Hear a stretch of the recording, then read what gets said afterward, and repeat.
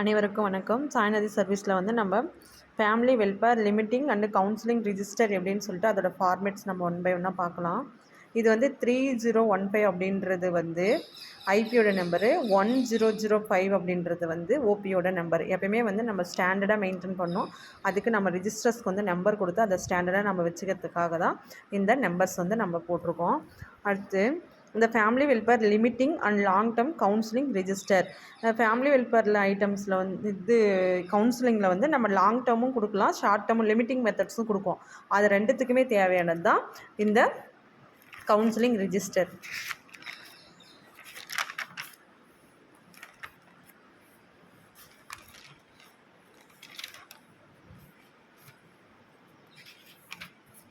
இதுக்கு காலம்ஸ் வந்து நம்ம எப்படி போடலாம் அப்படின்னு சொல்லி பார்த்தீங்கன்னா, ஃபஸ்ட் ஒன்று வந்து சீரியல் நம்பர், அடுத்து நேம் அண்ட் அட்ரஸ்ஸு, அடுத்து ஏஜ் செக்ஸு, அடுத்து கிராவிடா, அடுத்து அவங்களுக்கு நம்ம லிமிட்டிங் மெத்தடில் என்னென்ன கொடுக்க போகிறோம், பிபி ஐயூசிடி போடுறோமா இல்லை இந்த ஐயூசிடி போடுறோமா, இன்ட்ராயூட்ரைன் கான்ட்ராசெப்டிவ் டிவைஸ் போடுறோமா, இந்த பெர்மனன்ட் மெத்தடில் வந்து லாங் டேர்ம் மெத்தட் வந்து பிஎஸ் பண்ணுறோமா இல்லை ஸ்டெரிலைசேஷன் பண்ணுறோமா அப்படின்றத வந்து பார்த்துக்கணும்.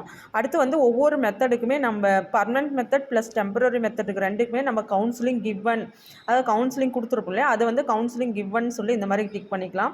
இந்த ரெண்டுமே கவுன்சிலிங் கொடுத்ததில் அவங்க வந்து அக்செப்ட் பண்ணிக்கினாங்களா அப்படின்றத வந்து இந்த இடத்துல நம்ம வந்து டிக் பண்ணலாம். இதுதான் வந்து family planning counselling register, long term and limiting methods வந்து அக்செப்டிங் ரிஜிஸ்டர்ஸ். இந்த பக்கத்தில் வந்து நம்ம அவங்களுக்கு கவுன்சிலிங் கொடுத்ததில் வந்து நான் வந்து ஸ்டெரிலைசேஷன் அவங்களுக்கு கொடுத்துருக்கேன் அப்படின்னா அவங்க வந்து அது வந்து பர்மனன்ட் மெத்தட், அவங்க வந்து கவுன்சிலிங் வந்து அக்செப்ட் பண்ணிக்கினாங்க ப்ளஸ் அவங்க வந்து ஏற்றுக்குனாங்க அப்படின்னா நம்ம இந்த டிக் இந்த மார்க் மாதிரி பண்ணிக்கலாம். ஒவ்வொரு மதர்ஸ்க்கும் நாம் எழுதிட்டு நம்ம அவங்களுக்கு கவுன்சிலிங் கொடுத்த மாதிரி டிக் பண்ணிவிட்டு இது மாதிரி பண்ணிக்கலாம். ப்ளஸ் வந்து அவங்கக்கிட்ட நம்ம கன்சர்ன் ஃபார்மில் சைன் வாங்கியும் வச்சுக்கலாம். இந்த மாதிரி இவங்களுக்கு ஃபேமிலி பிளானிங் மெத்தட்ஸ் வந்து long term plus limiting methods, Antara, Chhaya எல்லாமே வந்து நான் உங்களுக்கு எக்ஸ்பிளைன் பண்ணியிருக்கோம் அப்படின்னு சொல்லிட்டு ஒரு ஃபார்மேட் மாதிரி ரெடி பண்ணி ஒவ்வொரு பேஷண்ட்டுக்கிட்டையும் நம்ம சைன் வாங்கி வச்சுக்கலாம். அப்படியும் நம்ம இந்த ஃபேமிலி பிளானிங் வெல்ஃபேரோட லிமிட்டிங் அண்டு கவுன்சிலிங் ரிஜிஸ்டர் போட்டுக்கலாம். ஓகே, அடுத்து டைம் மோஷன் ஸ்டடி அப்படின்னு சொல்லி கேட்டிருந்தீங்க. டைம் மோஷன் ஸ்டடியில் வந்து நான் ஆல்ரெடி பேஷண்ட் சாட்டிஸ்ஃபேக்ஷன் ஸ்டடி அப்படின்னு சொல்லிட்டு ஒரு ஸ்டடி போட்டிருக்கேன். அதுலேயே பார்த்திங்கன்னா நமக்கு வந்து டைமிங்ஸ் இருக்கும். இப்போ வந்து வெயிட்டிங் ஏரியா அப்படின்னு சொல்லிட்டு பேஷண்ட்டு 30 நிமிஷமா இல்லை வந்து அவங்க இந்த வெயிட்டிங் ஏரியாவில் வந்து எவ்வளோ நேரம் நின்றுட்டு இருந்தாங்க, இப்போ ரிஜிஸ்ட்ரேஷன் டைமிங்கில் எவ்வளோ நேரம் இருந்தாங்க, அடுத்து டாக்டர் கன்சல்ட்டிங்க்கு எவ்வளோ நேரம் இருந்தாங்க, அப்புறம் ஃபார்மசியில் எவ்வளோ நேரம் போனாங்க, இன்ஜெக்ஷன் ஓபிக்கு எவ்வளோ நேரம் போனாங்க, ப்ளஸ்ஸு ப்ரொசீஜர் ஐபியில் வந்து எவ்வளோ நேரம் இருந்தாங்க, லாஸ்ட்டாக டிஸ்சார்ஜ் சம்மரியில் எவ்வளோ நேரம் இருந்தது. இந்த மாதிரி வந்து நம்ம அந்த மேலே போட்டிருப்பேன் பேஷண்ட் சாட்டிஸ்ஃபேக்ஷன் சர்வே அப்படி ஃபார்ம் அப்படின்னு சொல்லி போட்டிருப்பேன். அதிலே வந்து நோயாளி காத்திருப்பு நேரம் அப்படின்னு சொல்லிட்டு இருக்கும். அதுதான் வந்து டைம் மோஷன் ஸ்டடி அப்படின்னு சொல்லி சொல்கிறோம் நாம். அது இல்லாமல் என்ன பண்ணலான்னா